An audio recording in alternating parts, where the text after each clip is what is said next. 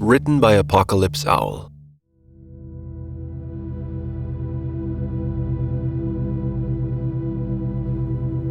Our universe is not entirely stable. Probably never has been. The mere act of creating life ties you together to this instability, gives you an option to interfere with it, interact with its inherent chaos, and form a gateway. The gateway, a portal, can lead to anywhere, any when. But you can only do it once. Once you've opened the gate, there is no opening a second one. It disappears behind you in nearly all cases, never to reappear. Hopefully, you use it for something worthwhile. Most end up wasting theirs. Even though all are unique, not that many are very interesting. Perhaps you land 50 meters off the coast of England, 1982. Perhaps you wind up on the Mongol steppe hundreds of years ago and meet a young man named Temujin riding with his family from one place to another, and you join him. Perhaps you wind up in your own bed next Thursday. When I tried to open mine, flashing lights appeared before my eyes, and within my skull an ethereal voice called out to me, a voice which made my skin crawl. This action will end the world. Do you still wish to proceed? So, wisely, I backed down. Ending the world never seemed like a good idea. Perhaps it would have been better if I had ended the world right there and then. The instability of our universe backfired more spectacularly than anyone could have imagined. The thin walls of reality separating us from dread horrors spawned in the blackest pits were easily breached. And on one lovely October morning, across the world, hell descended upon us. They didn't find us easy prey, but no matter how many our armies and, eventually, the entire mobilized human race killed, each demon slain was replaced by 5 new and more horrible ones. The war against hell was the single most horrendous thing in human history, not merely for the horror inflicted upon humanity by our enemies, but by what we did to ourselves to fight back. The sacrifices wrought in the name of survival, the chemical horrors we had made, the nightmarish weaponry created by mankind in our early follies, weapons so horrible that previously none would have thought of them. To even describe them is to bring nightmares onto one's own mind. And it wasn't enough.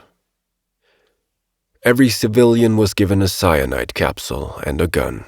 Every animal was turned into a living bomb and set loose. Every human being was forced to open their gates just to escape. And even then, what hope was there? What chance did you have? Because for all we did, we lasted only 5 measly years. 5 small and measly years. Even as I sit here in the last active Antarctic outpost, a bioweapon research facility, I know that Earth is gone. Humanity fought long, humanity fought hard, and humanity died not with a mere whimper, but with screams of defiance. The other researchers left with the guards aboard one of the few remaining warships, hoping to die in battle.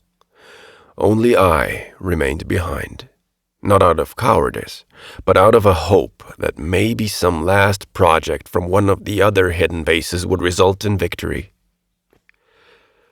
But I've heard nothing on the radio for a month, spoken to no other human since then.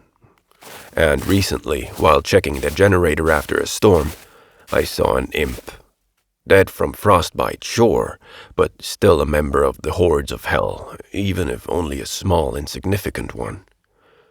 What else remains but to open the gate, to end the world, to ensure that the victory of the damned is for naught? Remembering back to the lessons on how to access the gate consciously instead of accidentally, as is usually the case, I slowly brought my mind around to tearing open a gate, a portal to somewhere, anywhere else. If it ended the world, then humanity would achieve, if not victory, then ultimate defiance. Again I saw the flashing lights, felt the blood rushing, and heard that dread voice speaking to me. And I accepted. Tearing open a hole in the fabric of space-time, I opened my eyes and saw the world around me begin to shatter, break, and tear itself apart as a tremendous portal opened before me. As the world broke apart around me, I ran into the portal. Through the hole was a tunnel in a dark infinity, and I ran in the hope that there would be something on the other side. When I finally reached the other side, it felt as if I had been traveling for a mere instant second, and yet also as if I had spent billions of years walking. On the other side, I fell onto a beach. At first, I was afraid that I had merely been sent back in time, but looking up, I knew I was on another world, another plane of reality. While the island looked suitably tropical and quite pleasant, I was adamant that there should not be additional islands flying above me. Nor should a distant island turn out to be a gigantic turtle with vegetation on its back. Getting out of my warm clothes, I breathed easy and free for perhaps the first time in the past 5 years. The world that was had ended by the hand of a human being, not a demon. But I knew that my work wasn't over. I had ended a reality to spite the hordes of hell, but if they could invade one world, they could invade another. And if this world has any sentient life as smart or perhaps smarter than humanity, they deserve to be prepared for what might come. So instead of lounging on the beach, I moved one foot in front of the other and began to walk. There is smoke in the distance, and smoke means life.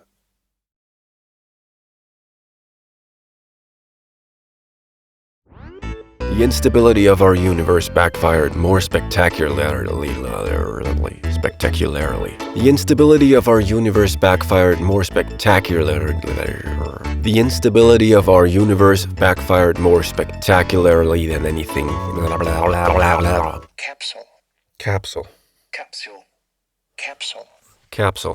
The other researchers left with the girds, remembering back to the lessons on how to access the gate consciously instead of accidentally, as is usually the case. I slowly, fucking hell. The thin walls of reality separating us from dread horrors spawned, tearing open a hole in the world. I'm going mad.